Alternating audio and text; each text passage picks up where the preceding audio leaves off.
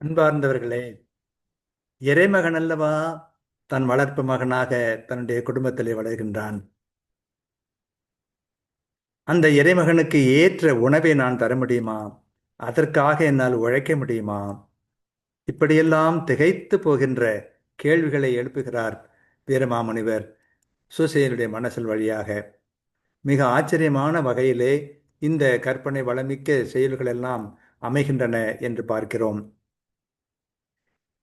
கங்கயம் சுழியினில் பட்ட கால் என சங்கயம் பெற்றியால் தவிக்கும் என் உளம் பங்கயம் பதத்தினான் பருக நான் உழைத்து எம் கை தொழிலுக்கு ஏலும் பான்மையோ என்ற கேள்வியை எழுப்புகிறார்.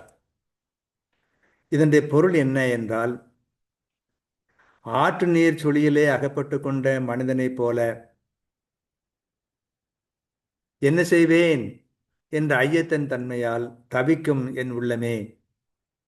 நான் உழைத்து அதன் மூலமே தாமரை மலர் போன்ற அடிகளை உடைய குழந்தை நாதன் உண்ண வேண்டுமாயின் அது நம் கையால் செய்யும் தொழிலுக்கு இயலக்கூடிய தன்மையோ என்று வினவுகிறார். ஆற்று நீர் சுழலிலே அகப்பட்ட உள்ளம் போல சூசையின் உள்ளம் தவிக்கிறது. காரணம் என்ன? இறைமகன் உண்பதற்கு ஏற்ற உணவை எனது உழைப்பினால் பெற்ற தர முடியுமா என்ற இந்த ஐயம்தான். எப்படியெல்லாம் சூசையப்பர் நினைத்து பார்க்கிறார்.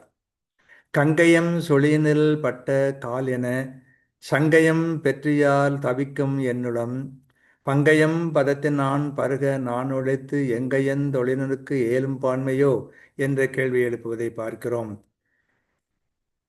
ஒவ்வொன்றாக அணுவணுவாக வாழ்க்கை முழுவதையும் வாழ்க்கையின் நுண்ணிய பகுதிகளையெல்லாம் சூசையப்பர் நினைத்து நினைத்து பார்த்து தவித்து போகின்றார்.